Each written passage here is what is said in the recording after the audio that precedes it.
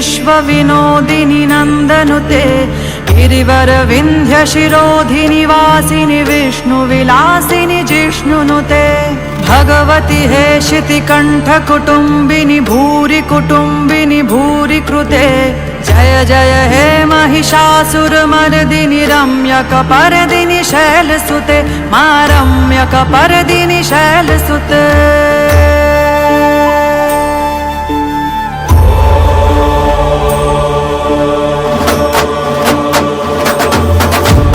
सुरवरवर्षिणि दुर्धर धर्षिणि दुर्मुखमर्षिणि हर्षरते त्रिभुवन पोषिणि शंकर तोषिणि किलबिषमोषिणि घोषरते।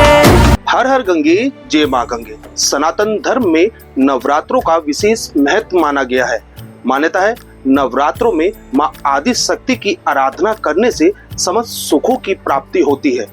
आखिर नवरात्रों में किस विधि से मां आदि शक्ति की आराधना की जाए, इस पर बात करने के लिए हमारे साथ मौजूद है ज्योतिष आचार्य मनोज त्रिपाठी जी। स्वागत है गुरुजी आपका तिलक पत्रिका पे। नवरात्रि सनातन धर्म में इतना विशेष महत्व क्यों रखते हैं? नवरात्रों का अर्थ ही है नवरात्रि, अर्थात वो आदि शक्ति, वो माँ, वो प्राणदात्री शक्ति जो किसी भी प्रकार के जीवन के लिए आवश्यक है और इस जीवन के अंदर सबसे अधिक महत्व रखती है, उसकी आराधना का दिवस है। ये नवरात्रि में शक्ति के अलग अलग रूप से उनकी सेवा, पूजन, अर्चन और साधना करने का समय कहलाता है नवरात्रि। नव का अर्थ ही है नया होना।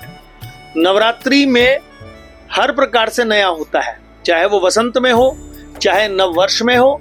जब भी होता है तो नव प्रकार से जीवन के अंदर आरंभ होता है, चाहे वो नए कार्य आरंभ हो रहे हो, चाहे शुभ कार्य आरंभ हो रहे हो, चाहे नया वर्ष आरंभ हो रहा हो। पंडित जी, बात की जाती है कि 9 दिन माँ की आराधना की जाती है।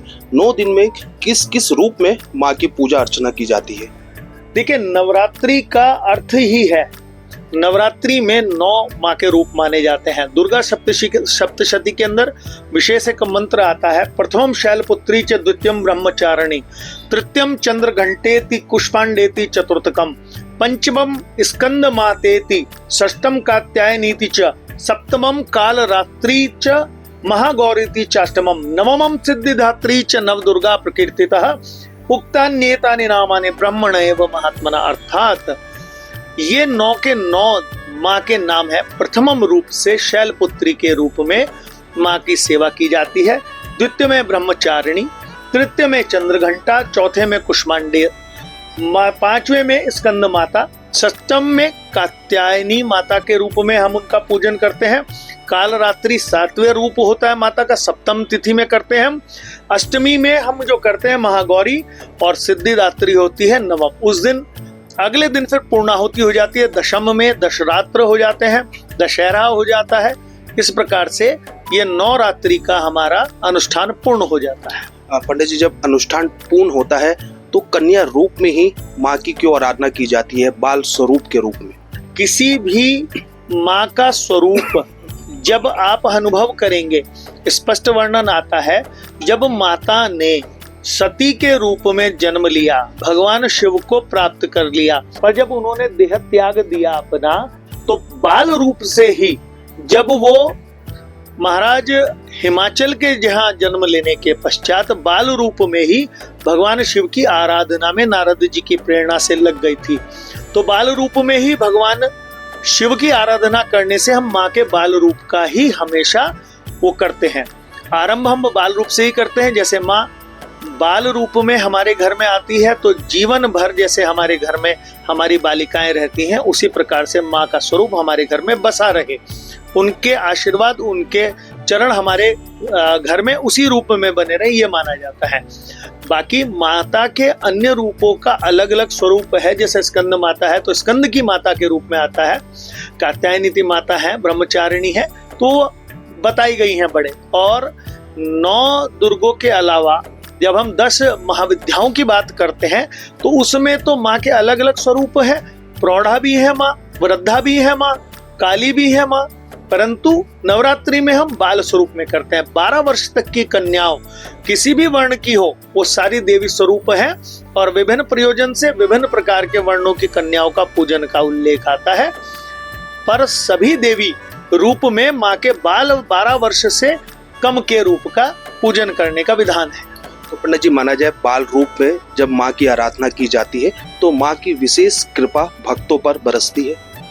माँ का रूप बाल जरूर है, पर माँ की चंचलता बाल रूप नहीं है, माँ की कृपा बाल रूप नहीं है। माँ की कृपा पूर्ण रूपेण आपके ऊपर पड़े, पर हमारी प्रार्थना माँ को अपने घर में बाल रूप में बुलाने की रहती है, क्योंकि जैसे माता के रूप अलग अलग बदलते हैं, उनकी क्षमताओं का, उनके दर्शन करने की भी हमारी नेत्र ज्योति नहीं है, और न उनके प्रभाव को हम अपने घर में सहन कर सकते हैं। इसलिए माँ के बाल रूप का ही हम आवाहन करते हैं और माँ के बाल रूप का ही प्रयोजन करने के अनुसार पूजन करते हैं। तो पंडित जी, बात की जाए जिस तरह से हर देवी देवताओं की पूजा करने का एक विधान है, नवरात्रों में लोग व्रत भी रखते हैं और वो शाम के टाइम अपना व्रत खोलकर माँ की आराधना करते हैं। किन नियमों से नवरात्रों में माँ की आराधना की जाए जिससे माँ की कृपा बरसे? सबसे अधिक व्रत का अर्थ है किसी नियम को बना लेना और उसका पालन करना। कई लोग केवल भूखे रहने को ही व्रत मान लेते हैं, ऐसा नहीं। व्रत का अर्थ है कि इन 9 दिनों के अंदर अगर आप उपवास रख रहे हैं, भोजन नहीं कर रहे हैं, सबसे बड़ा क्या है कि नियम पालन, ब्रह्मचर्य आपके लिए बहुत अधिक आवश्यक है। इसके अलावा पवित्रता, शुद्धता और माँ के विशेष मंत्रों का, विशेष स्वरूपों का विशेष पाठ करें, माँ के दर्शन करें। अलग अलग स्थानों में आप देवी स्वरूप के दर्शन करते हैं तो इस समय माता की जो ज्योतिमयी स्वरूप है वो आपके ऊपर पूर्ण रूपेण प्रभाव डालती है। चाहे वो आपके मन में या तन में या आपके धन में कहीं कमी हो, माँ के स्वरूप से दर्शन करने मात्र से, प्रसाद वहाँ पे माँ को भेंट पूजन करने से और घर में पाठ करने से आपके घर के मन की जो भी कामना है वो पूर्ण होती है। माँ की आशीर्वाद घर में बनता है। साल भर में कितने नवरात्रे आते हैं जिसमें माँ की आराधना की जाए? देखिए, 2 प्रकट हैं और 2 गुप्त हैं। 4 प्रकार के नवरात्रों का विधान आता है। एक जब हम चैत्र मास में करते हैं, जिसे हम वासंतिक नवरात्र कहते हैं, बसंत ऋतु में आता है ये, और इससे ही हमारा सनातन धर्मियों का नव विक्रमी संवत भी, नव वर्ष भी आरंभ होता है।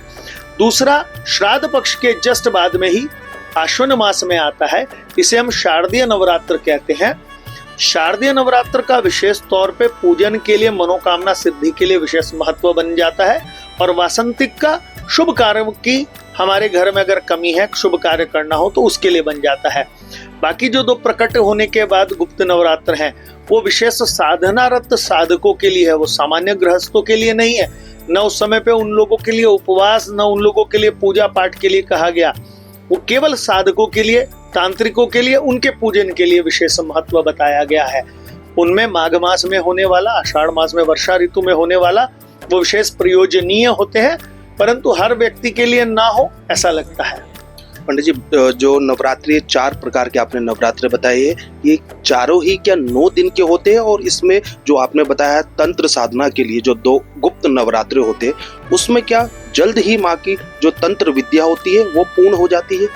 पहले तो नवरात्र का अर्थ है 9 दिन, लेकिन तिथियों के घटने बढ़ने के अनुरूप कई बार वो 8 दिन में भी 9 पूर्ण होते हैं, और कई बार 7 दिन में भी 9 होते हैं, और कई बार 9 दिन में 9 पूरे होते हैं। परंतु ऐसा मानना कि केवल गुप्त नवरात्रों में ही तांत्रिक क्रियाएं होती हैं, साधकों के लिए तो माँ के लिए जैसे बाल सुलभ क्रियाएं होती हैं। आप अपनी क्षमता को बाल मानते हुए माँ के समक्ष निवेदन करें। आप जब माँ के चारों में से किसी भी नवरात्र में उनके निमित्त पाठ करेंगे, पूजन करेंगे, अपनी विधि पूर्ण करेंगे, आपको फल मिलेगा। वो जो गुप्त नवरात्रों का अर्थ है वो विशेष प्रयोजनीय होता है।